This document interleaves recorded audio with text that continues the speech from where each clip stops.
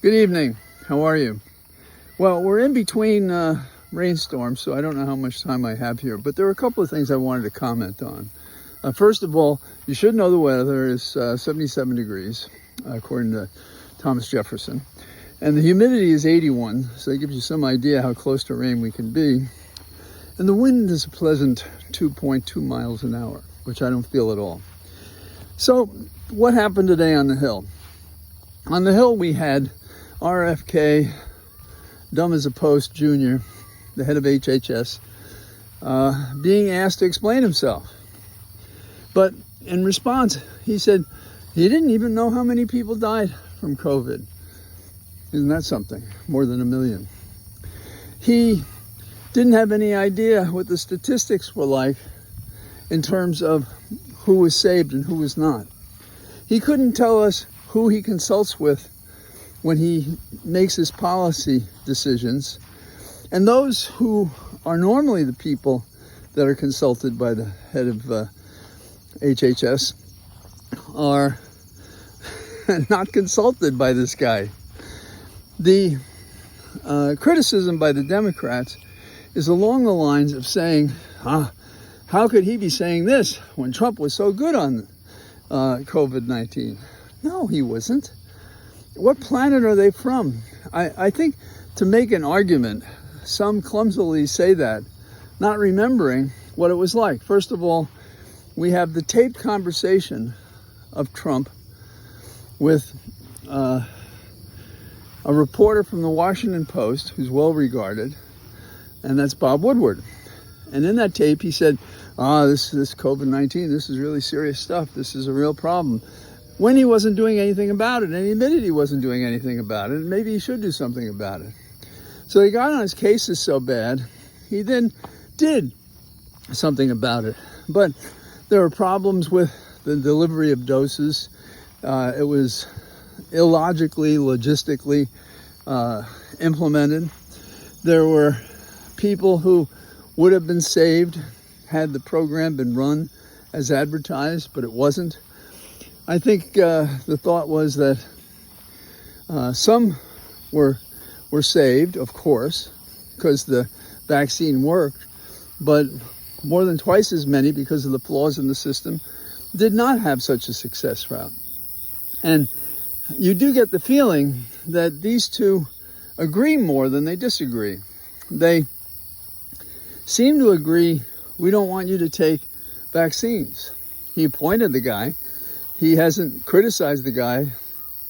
The guy's up on the Hill telling the world that, this is okay. We're doing just fine.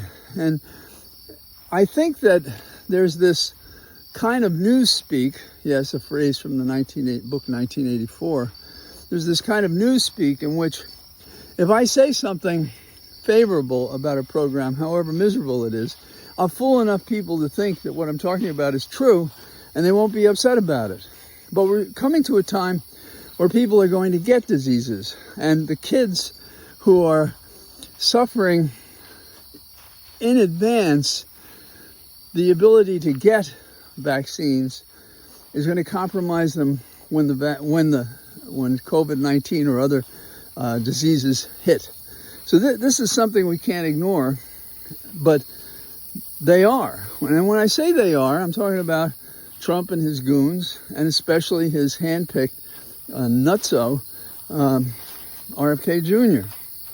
It's impossible to see the similarity in him, and I almost think the distinctive problem he has with his voice was so we could always identify him, distinguished from his father, who would never take a position like this, particularly in the latter years of his life.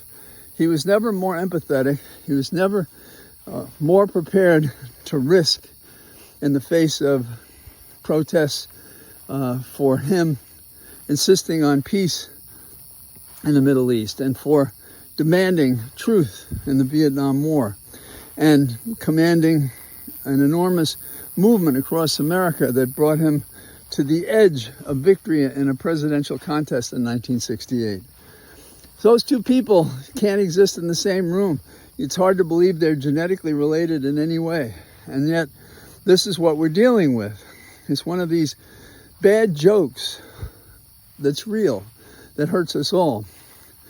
Trump, meanwhile, wants to change the Defense Department to the Department of War. And why not? Since he goes shooting small boats, claiming all the people who are now dead because they blew up the boat, 11 people, he claims, they were all gang people.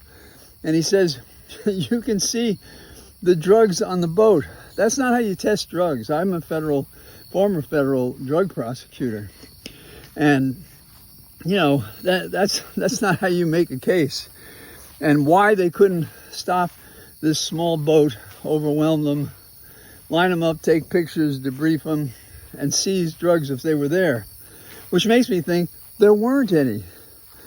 And he just wanted to blow up a boat and make a story because of the other story. That is the Epstein story. And we're seeing an interesting collection of people sidle up to that issue and supporting a demand for all the information. So this is all in contrapunct to what's happening in the Far East. We have major leaders assembling comfortably and assailing the United States. And why? Because Trump has created a vacuum here. And it's at a point where we have to ask a question. Does he have a deal with these people in defiance of his oath of office? So what do I think we should be doing? I think it's pretty straightforward. There should be motions to remove RFK Jr. The health of many Americans is at risk because of his ridiculous posture with regard to vaccinations, which hasn't changed. His failure to consult with any experts to know what the facts are, because he's decided the facts. And it may be just a political angle, but I can't understand why it works with anyone who cherishes, say, the lives of their children, if not themselves. We have a man, Trump, roaming around the world, making enemies, while our former enemies, China, Russia, Korea, are taking victory laps in a coalition that has us as the objective on the other side of that equation. That can't be good for us. At a time when we've alienated our affection for, participation with, and respect for the EU and NATO and other groups of people. So we have a difficult position in America right now. We are behind the 8 ball. And if someone is not going to get up and file motions for censure, file impeachment votes, go to court with cases to win more cases against Trump's assertion of power that the Constitution does not grant, that the laws do not sanction and approve. And so that's really what our problem is now. And it's a false storytelling to kind of chortle at how wrong RFK Jr. is, or Trump, or someone else, without punching it up. That is, making them pay for it. And one of the devices that the Founding Fathers established exactly for this purpose, and we're going into multiple years since 2016, if not 2015, in which Trump should have been investigated for trying to overthrow this government. And now there's little doubt that that's what he's about, at least in the very narrow possibility. He wants our republic to become his dictatorship. But is he selling us out more than that? Because when you compromise an economy, you compromise the well-being of the people. When you rattle sabers against other people and other nation states, how can that be good for America's vitality, for its safety, for its security, for its reputation? And the answer is it can't be. And so I just had these few thoughts now, and I'm beginning to feel a couple of drops of rain. So I hope you have a good evening, and I'll talk to you tomorrow. And perhaps we won't have such a short ability to do that. But nice talking to you. All the best. Bye-bye.